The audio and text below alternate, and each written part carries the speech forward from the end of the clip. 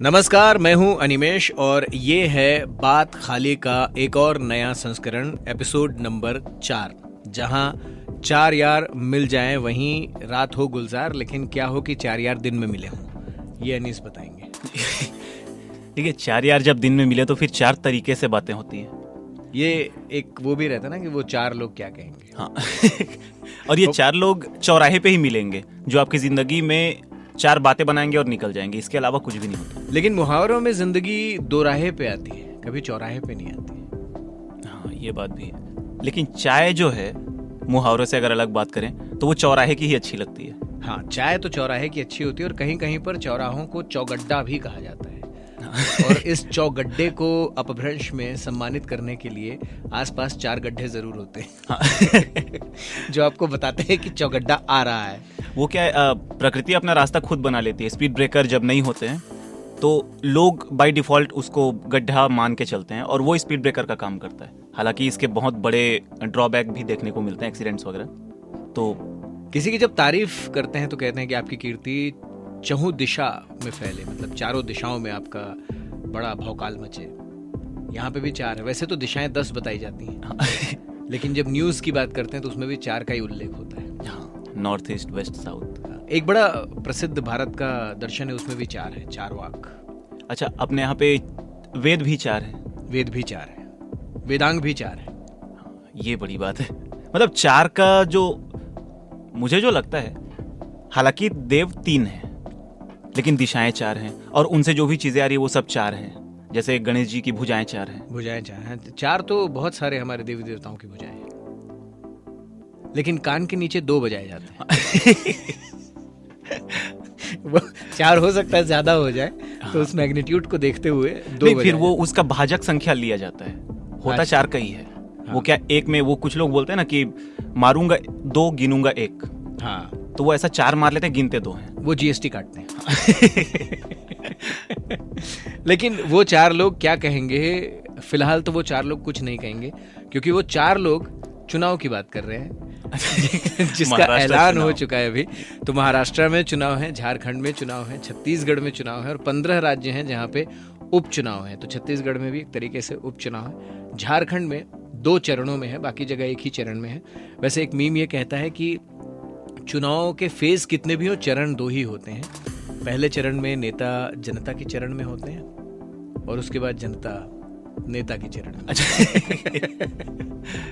लेकिन ऐसा क्यों है कि जब अंग्रेजी में कहा जाता है तो इलेक्शन डेट्स अनाउंस होती हैं, लेकिन जब हिंदी संस्करण उसका आता है तो चुनाव की तारीख हो जाती है। तो ये डेट और तारीख, इसके मायने वैसे तो एक हैं लेकिन जिंदगी में अलग अलग है। ये समझने वाली बात हो जाती है। फिर जैसे हमारे यहाँ पे क्या, इंग्लिश को कभी लैंग्वेज की तरह लिया ही नहीं गया, ये एक स्किल या एकदम एलीट वर्क की भाषा की तरह लिया गया। तो इसलिए डेट पे जा रहे हैं। हाँ, है ना। कुछ विशेष स्किल हैं जिसके बाद अंग्रेजी बोली जाती है। हाँ, जैसे अंग्रेजी पहले ली जाती है फिर बोली जाती है। हाँ, वो बाय डिफॉल्ट हो जाती है। तो बिल्कुल एक ये हो जाती है। और इसके साथ ही साथ एक ये होता है कि अंग्रेजी पे जब बोलो डेट पे जा रहे हैं तो बड़ा रोमांटिक सा लगता है, लेकिन शुद्ध हिंदी पे या फिर उर्दू पे बोला जाए कि हम तारीख पे जा रहे हैं तो लोग ऐसे टेढ़ी नज़र से देखते हैं। वो टेढ़ी मुस्कान के साथ, क्या स्मर्क कहा जाता है शायद उसे, तो उसके साथ देखते हैं कि यार ये तारीख पे जा रहा है। हाँ, डेट पे जाना अगर रोमांस है तो तारीख पे जाना एडवेंचर है। हाँ, वैसे ये है कि दोनों ही जगहों पे 4 लोग बहुत कुछ कहते हैं। फिर आप तारीख पे जाएं या डेट पे जाएं। 4 लोगों से ये बात, एक 4 मीम इस पे भी बने हैं कि जब चुनाव का ऐलान कर रहे थे तो जो हमारे इलेक्शन कमिश्नर हैं उन्होंने कहा कि मैं आपको 2 मोटी मोटी बातें बताता हूँ तो ये मोटी बातें क्या होती है? ये हमारे यहाँ पे शक्तिमान जब हम देखते हाँ। थे तो उस पे हर शनिवार को एक आता था, छोटी छोटी मगर मोटी बातें। मोटी बातें। हालांकि आज तक समझ नहीं आया वो मोटी बातें क्या होती हैं। वैसे समझ तो ये भी नहीं आया कि बुद्धि मोटी कैसे होती है नहीं, अब YouTube चैनल का जिक्र इस वक्त पूरे भारत में भी बहुत जोर शोर से हो रहा है, क्योंकि एक अजमेर के साहब हैं, एग्जीक्यूटिव इंजीनियर हैं और मोटिवेटर भी हैं, तो YouTube चैनल चलाते हैं। अब उनको ऐसा लगा कि 17 ज़िले के जितने भी अधिकारी और कर्मचारी हैं उनको सख्त ज़रूरत है मोटिवेशन की।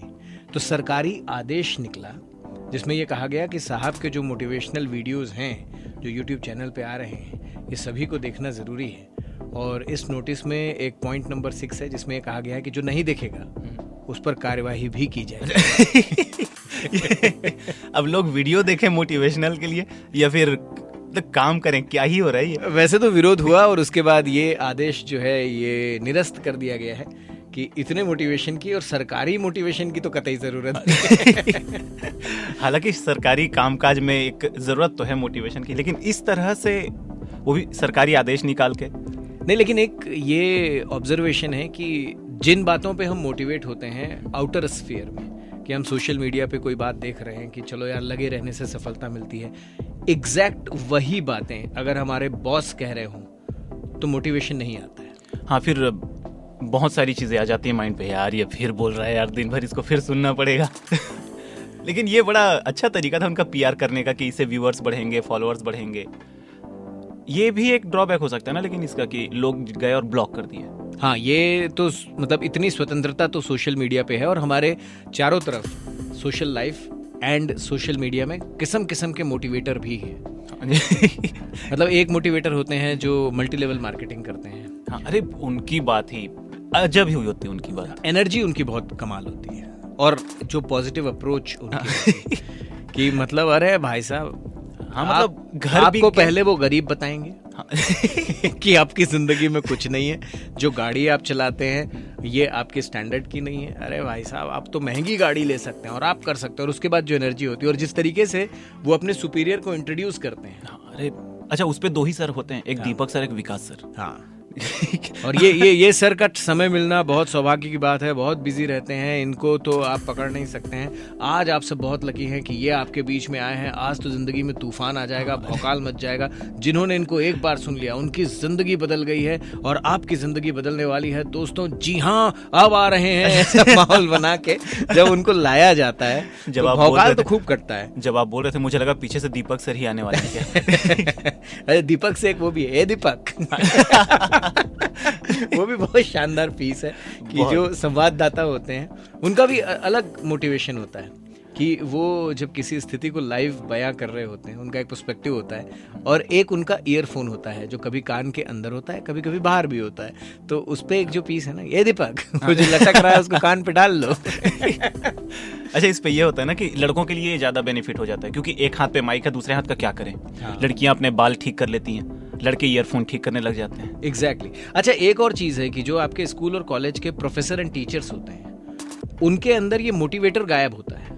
वो डीमोटिवेट करने के लिए जाने जाते हैं कि अगर आपके नंबर कम आए तो उनकी जो उपमाएं, जो उदाहरण होते हैं वो आपको जिंदगी में डाउन कर सकते हैं। वहीं कोचिंग के जो सर होते हैं, कोचिंग के सर का एक एसोसिएटेड बिजनेस ये भी होता है कि आपको सब्जेक्ट क्लैरिटी तो दें, मोटिवेट भी करें। तो वो आपको वही एग्जाम्पल कोट करते हैं कि अरे यार देखो, गांव से आया था, इसके पास कुछ नहीं था, ये यहीं हमारे वरांडे में रहता था और अब इसने पीएससी यूपीएससी क्रैक कर ली है। इस तरीके की बहुत सारी कहानियां वो सुनाते हैं। लेकिन स्कूल के और कॉलेज के प्रोफेसर ऐसी कहानियों से कतई उनका कोई ताल्लुक नहीं होता है। नहीं, स्कूल और कॉलेज के प्रोफेसर्स या टीचर्स की बात करें तो उनके लिए मोटिवेशन बस उनके दोनों हाथों में ही होता है। मोटिवेट करने के लिए कूट देते हैं, इसीलिए कूट कूट के प्रतिभाएं बनी। हाँ। फिर वो सेकंड जो रहता है उसका पड़ोसी, जो स्टूडेंट है उसका पड़ोसी, वो फिर ऑटोमेटिक मोटिवेट हो जाता है कि यार लड़कियों के सामने तो मार नहीं खाना है। हाँ, ये बड़ा मोटिवेशन है स्कूल कॉलेज में कि किसी के भी सामने मार खानी है, उसके सामने तो नहीं खानी है। हाँ, फिर वही वाली बात आ जाती है ना, अगर आप उसके सामने मार खाए तो फिर आप तारीख पे जाएंगे और नहीं खाया तो डेट का चांस बन सकता है। बिल्कुल। और अब तो खैर मारने की प्रथा जो है वो विलोपित हो रही है। एक और चीज़ है जो विलोपित हो रही है, एक डेटा ये बता रहा है कि भारत में, जिसकी आबादी तकरीबन 130 करोड़ क्रॉस कर चुकी है, हम दुनिया के सबसे ज़्यादा आबादी वाले देश हैं, गधे सिर्फ 1,20,000 बचे हैं। ये बड़ा गजब का डेटा है। हाँ, और मुझे इस पे आश्चर्य ये भी हुआ कि गधे सिर्फ 1,20,000 बचे हैं। ये डेटा जब सामने आया तो इंसानों ने इसका विरोध क्यों नहीं किया? हाँ। उनका ये था कि यार हमें तो नहीं गिन रहे, चलो अच्छा ही है। नहीं, वो वैसे तो सामाजिक तौर पे गिने जाते हैं। हाँ। इसका एक क्या लगता है, लेकिन अगर सिर्फ 120 गधे बचे हैं, 4 पांव वाले, हाँ। यहाँ पे भी 4 है।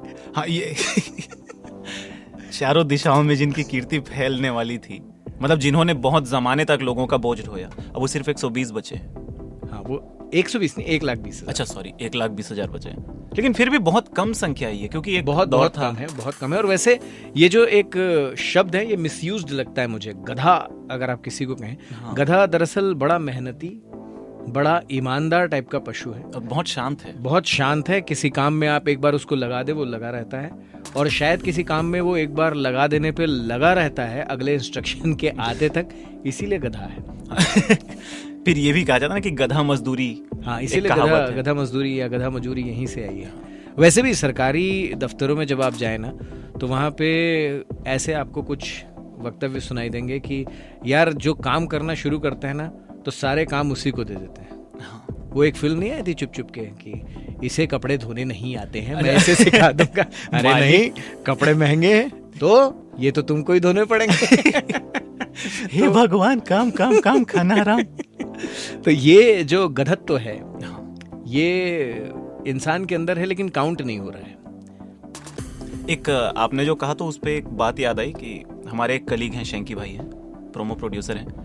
2-3 दिन पहले उनसे बात हो रही थी, तो उन्होंने कहा था कि यार प्राइवेट या फिर कॉर्पोरेट लाइफ में ऐसा होता है कि आप बहुत अच्छा काम कर दे रहे हो, बहुत अच्छा काम आप कर लिए हो और बता रहे हो, उसका रिपोर्ट दे रहे हो, तो आपको ये नहीं कहा जाता कि आपने बहुत अच्छा काम किया है, वेरी गुड। आपको ये कहा जाता है कि ये 4 और काम है, ये भी कर दो। वही, हाँ, कपड़े तो महंगे हैं। ये तो तुम्हें ही धोने पड़ेंगे, जल्दी जल्दी करो, 4 और काम पड़े हुए हैं। लेकिन वो एक वाली सवाल बात आती है। ये भी है कि जहां से हमने शुरू किया था वहीं लौटते हुए, कि जब चुनाव आते हैं तब चुनाव लड़ने वाले और चुनाव में जो लोग लड़ रहे हैं उन्हें चुनने वालों में गधत्व किस तरफ ज्यादा होता है? अब ये डिपेंड करता है। अभी मैं बोलूंगा, हो सकता है मैं यहाँ से निकल के फिर बाहर कुछ लोग जो गधत्व को अपने आप पे ले लें, वो फिर मुझे गधे की तरह कूट डाले। तो एक गधे जैसा सवाल मेरे मन में भी आया था कि चुनाव में ऐसा क्यों कहते हैं कि चुनाव में कैंडिडेट्स खड़े होते हैं। तो मैंने बहुत विचार विमर्श किया, फिर मैं इस निष्कर्ष पे पहुंचा कि चुनाव में कैंडिडेट इसलिए खड़े होते हैं क्योंकि बाद में बैठने के लिए कुर्सी मिल जाती है। हाँ। सारा चक्कर कुर्सी का है बाबू भैया।